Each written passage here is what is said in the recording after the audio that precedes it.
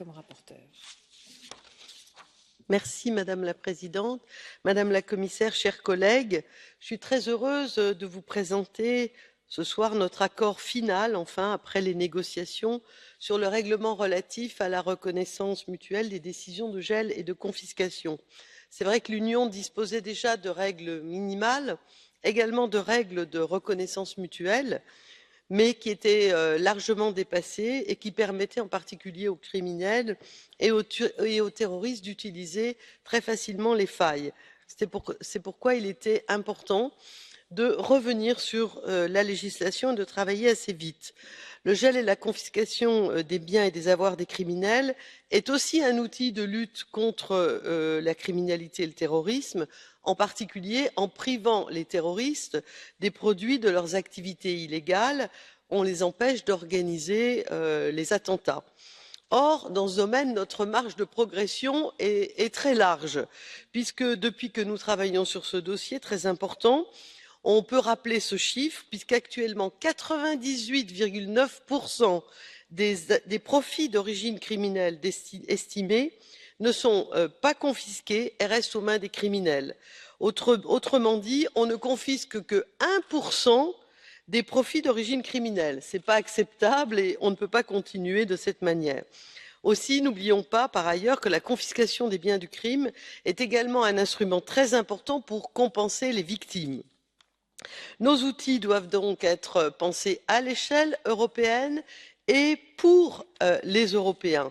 J'étais contente lorsque la Commission a immédiatement proposé de travailler sur un règlement et non pas une directive, même si quelques États membres, à cet égard, traînaient un peu les pieds. C'est finalement cet outil juridique qui a été accepté et sur lequel nous voterons demain. Le Parlement a bien sûr adopté en janvier à une très large majorité une position ambitieuse qui simplifie et qui standardise les procédures, qui améliore la rapidité et l'efficacité des décisions de gel et de confiscation en resserrant les délais. C'est une position évidemment qui donne une place majeure aux victimes, une position qui a été défendue bec et ongles, je dirais, dans les négociations interinstitutionnelles, avec le soutien des rapporteurs fictifs que je remercie tout particulièrement de leur confiance et pour la bonne ambiance de travail qui a été la nôtre. Face à l'importance de cet outil, nos partenaires institutionnels ont répondu et œuvré rapidement et minutieusement et à l'issue des négociations, on a obtenu un outil équilibré, respectueux des droits fondamentaux et opérationnel. L'accord final repose sur de meilleures garanties procédurales avec une définition des affected persons. C'était un point très important puisqu'on ne pouvait pas ignorer qu'il arrive que des personnes innocentes soient affectées par des décisions de gel et de confiscation. Et puis, nous avons eu aussi un consensus au sein des négociations, c'est important de le dire quand ça existe même avec le Conseil, la place accordée aux victimes et en particulier à la compensation des victimes, puisque celles-ci, pour nous, doivent être au cœur de notre système judiciaire.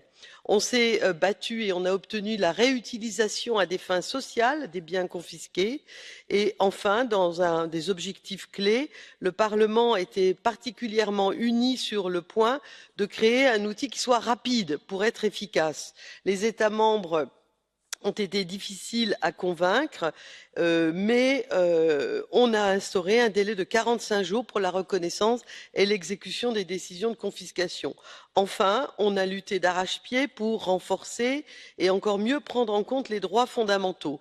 Outre l'obligation de respecter comme les principes clés de nécessité et de proportionnalité, nous nous sommes battus et nous l'avons obtenu pour insérer une clause de non reconnaissance basée sur les droits fondamentaux pour les décisions de gel et de confiscation. Et après des semaines de blocage, nous sommes parvenus à un accord et nous avons obtenu une clause de décision pour les décisions de gel et aussi pour la confiscation, ce qui était plus difficile, avec une mention cruciale faite à la Charte européenne des droits de l'homme. Je remercie pour tous ces éléments mes collègues pour leur patience, leur détermination, pour la bonne ambiance et en conclusion, évidemment, je remercie aussi Vera Jourova et ses équipes pour réussir à présenter cet accord au vote de demain. Merci.